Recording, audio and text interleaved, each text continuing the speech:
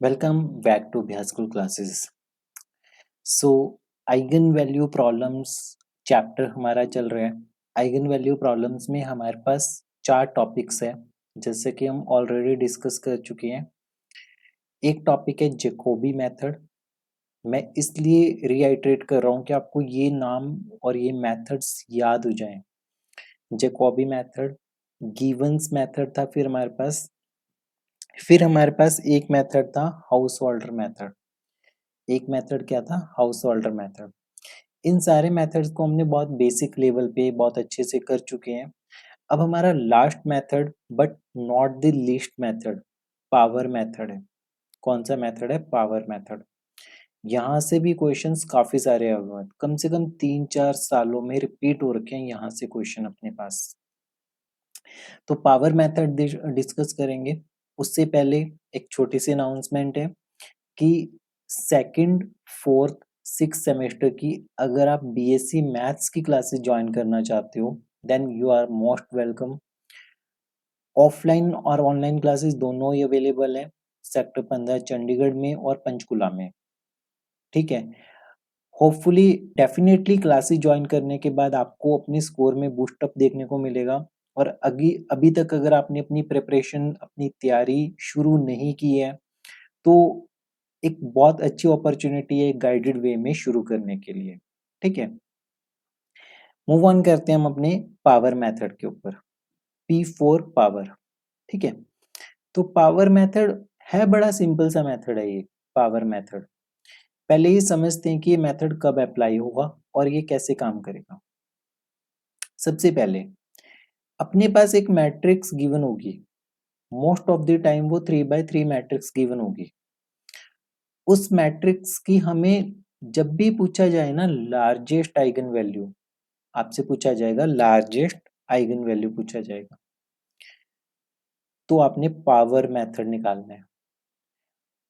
Largest eigen value का implied meaning ही है power method. तो आपने ये नहीं सोचना कि कहीं वहां पे गिवन मेथड लगा दो या फिर वहां पे कहीं आपने जैकोबी मेथड लगा दिया या फिर हाउस होल्डर लगा दिया।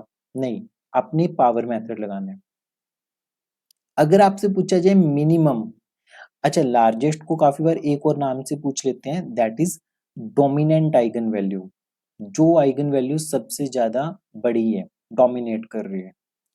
उसके अलावा आपसे क्या पूछा जाता है कि लोएस्ट, जो स्मॉलेस्ट आइगन वैल्यू वो निकाल लो। लोएस्ट या स्मॉलेस्ट आइगन वैल्यू है उसे भी फाइंड करो। स्मॉलेस्ट आइगन वैल्यू है वो भी फाइंड आउट करो। अब पावर मेथड तो हमारे पास लार्जेस्ट आइगन वैल्यू निकालने के लिए है, तो हम क्या करेंगे, जो मैट्रिक्स गिवन होगी उसका ए इनवर्स फाइंड आउट करेंगे। ए इनवर्स का हम क्या निकालेंगे? लार्जेस्ट आइगन वैल्यू निकाल लेंगे। ए इनवर्स की क्या करेंगे? Largest eigen value find out करेंगे और इसका रेसिप्रोकल करेंगे। जब हम इस आइगन वैल्यू का रेसिप्रोकल करेंगे तब हमारे पास स्मॉलेस्ट आइगन वैल्यू आएगी। तब हमारे पास क्या आएगी? स्मॉलेस्ट आइगन वैल्यू आएगी। तो ये बेसिक से स्टेप्स है हमारे पास। मूव ऑन करते हैं। आइगन वैल्यू का कॉन्सेप्ट क्या कहता था हमें कि जब बिल्कुल शुरुआत में, जब इंट्रोडक्टरी वीडियो में, जैकोबी मेथड की वीडियो में हमने देखा था, तो उसमें क्या था कि A X equal to lambda X था। हमने इसी कॉन्सेप्ट पे चलना है।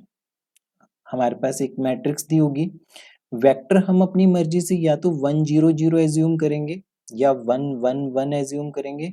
इनमें से कोई भी एक वेक्टर हम एज्यूम करेंगे, अपनी मर्जी है हमारी। और फिर पावर मेथड में हम समझेंगे कि वो कैसे काम कर रहा है।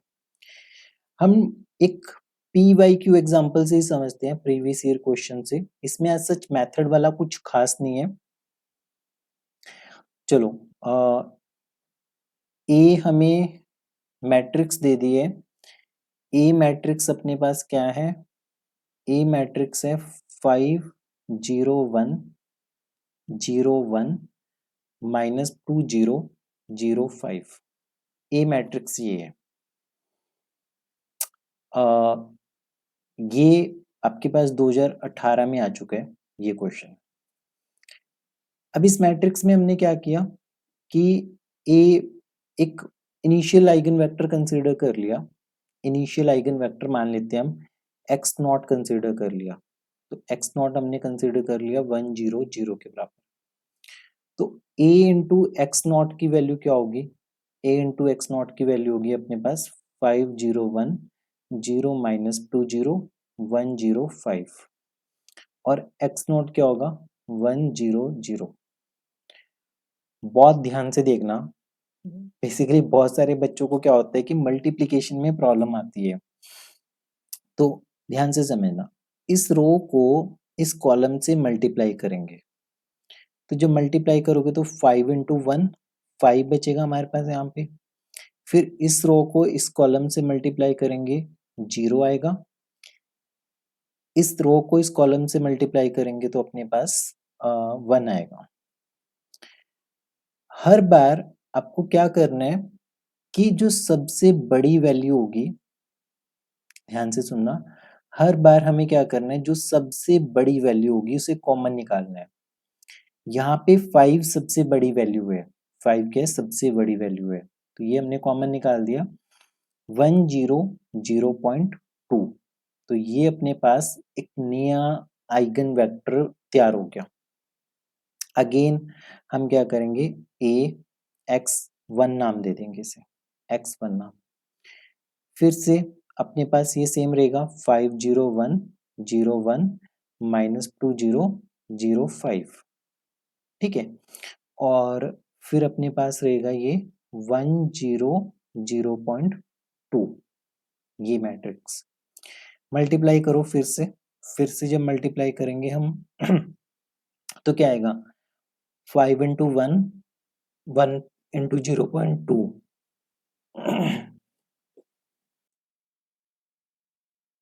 सो अब इसमें मल्टीप्लाई करेंगे तो अपने पास 5.2 आएगा।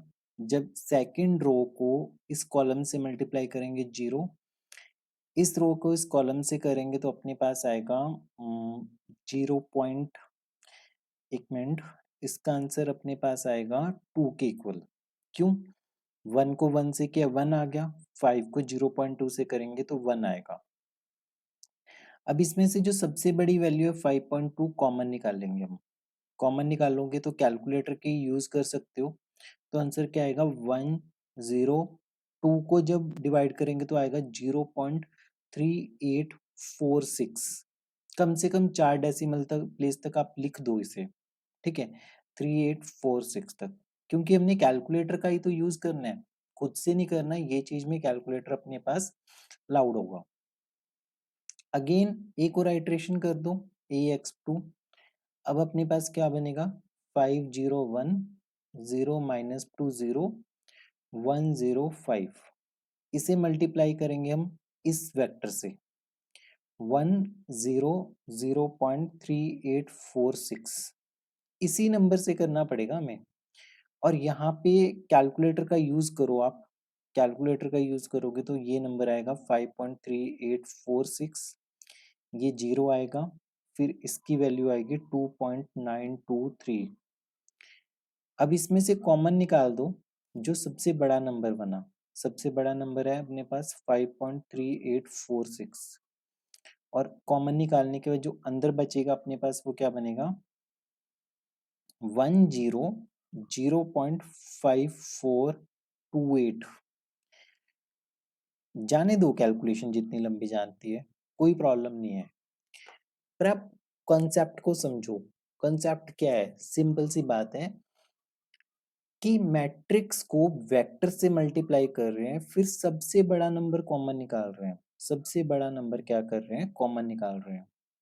तो कोई ऐसे थोड़ा है कि हमें बहुत सोचना पड़ रहा है हर हर आइटरेशन में, नथिंग, ये तो बहुत इजी चीज है ना। कैलकुलेशन लंबा होने का मतलब ये थोड़ा है कि मतलब कॉन्सेप्ट मुश्किल हो गया।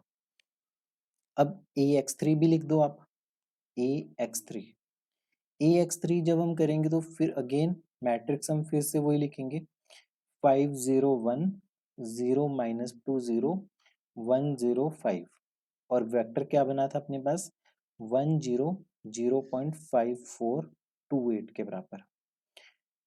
इसे मल्टीप्लाई करेंगे तो क्या बनेगा 5.5428 के बराबर, फिर 0 3.714। ठीक है, कॉमन क्या निकलेगा? 5.5428 कॉमन निकला, सबसे बड़ी वैल्यू, अंदर बचा 1 0। 3 को जब डिवाइड करेंगे इससे तो अपने पास क्या आएगा? 0.670, ये बनेगा। उम्मीद करता हूँ ये क्लियर होगा आपको। अब AX4 क्या बनेगा? AX4 अगेन फिर से यही मैट्रिक्स ले दो, 5 0 1 0 -2 0 1 0 5 और अपना ये वेक्टर 1 0 0.67। ठीक है, मल्टीप्लाई करोगे, अब इसे मल्टीप्लाई करने के बाद बनेगा 5.670 और यहाँ पे अपने पास बनेगा 4.35। कॉमन निकाल लो, कॉमन निकलेगा 5.67, अंदर क्या बचेगा? 1 0 0.762 अंदर बचेगा 7672। ठीक है, तो ये AX4 हो गया। अब हम AX5 निकालेंगे। AX5 ऑब्जर्व करो कि ये वैल्यू देखो 5.4, अब 5.6 आ गई। शुरुआत कहाँ से हुई थी इसकी? 5 से, 5.2 5.3। अभी ये वैल्यू स्टेबल नहीं हो रही है हमारे पास।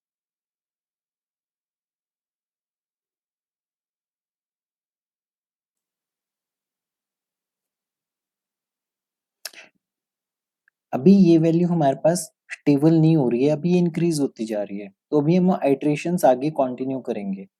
5 0 1 सेम मैट्रिक्स अगेन लिखेंगे हम 1 0 5 और ये चीज को हम लिखेंगे 1 0 0.7672 और जब इसे मल्टीप्लाई करेंगे तो अपने पास क्या आएगा?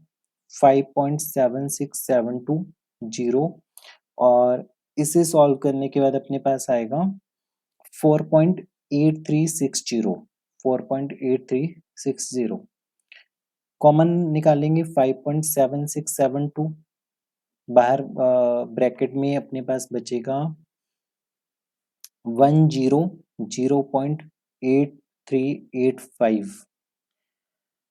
कब तक करेंगे ये आइट्रेशन? दिमाग में आएगा, एक स्टेबल वैल्यू आने दो। जब दो वैल्यू रिपीट करना शुरू कर दे ना, ये वैल्यू रिपीट करना शुरू कर दे, तब रोक दो आप।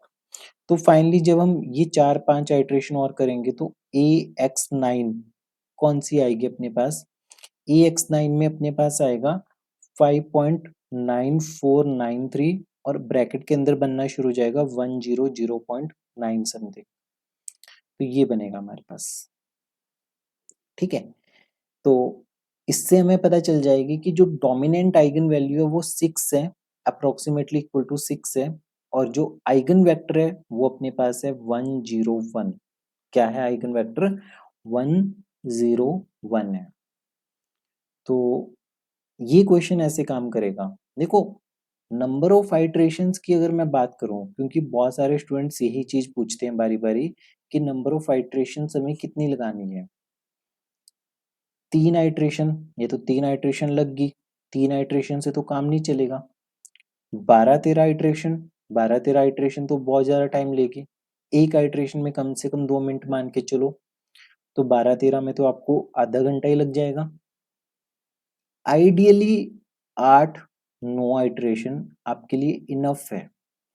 जैसे इस क्वेश्चन में 9 आइट्रेशंस के बाद निकला, तो 9 आइट्रेशन के बाद आप डिसाइड कर लो कि आपने फाइनल आंसर लिखना है। और कटिंग, गलती, वो सब चीजें अवॉइड करनी है इनमें। कैलकुलेटर पे अपना हाथ बिठाना शुरू करो। बहुत सारे स्टूडेंट्स क्या करते हैं कि लास्ट मोमेंट पे ही कैलकुलेटर चलाते हैं, तो प्लस की जगह माइनस का बटन दबा देते हैं, माइनस की जगह मल्टीप्लिकेशन, तो भी गलती होती है। ये चीज होती है बच्चों के साथ, तो इसलिए कैलकुलेटर को आपको अभी से यूज करना है, उसके ऊपर अपना हाथ बिठाओ, नहीं तो उसमें भी बड़ी गलतियां होती है। मोरोवर ये आपके पास बेसिकली ना एक प्रैक्टिस मेथड है, इसकी प्रैक्टिस करनी पड़ेगी। स्टूडेंट्स क्या गलती करते हैं, उन्हें ये लगता है कि भी हमें मेथड समझ में आ गया, हम फाइनल एग्ज़ाम में ही अटेम्प्ट कर लेंगे। ऑनलाइन क्लासेस में मतलब ये चीज़ रहती है, ऑनलाइन में क्या होता है कि बच्चा सोचता है कि प्रैक्टिस कर लेंगे, पर सामने जब तक नहीं होता तो वो नहीं करते। पावर मेथड जैसे मेथड के कम से कम आपको 2-3 घंटे प्रैक्टिस करनी पड़ेगी। मतलब जितने पीवाईक्यूज़ हैं उन सब की प्रैक्टिस करनी है जस्ट आपको। अगर ये प्रैक्टिस कर लोगे तो बहुत बढ़िया है। अदरवाइज़ इसके लिए सबसे इम्पोर्टेंट है कि क्लासरूम में या किसी फ्रेंड को समझा दो आप अपने कि पावर मेथड ऐसे-ऐसे काम करते हैं या फिर ऑफलाइन क्लास में।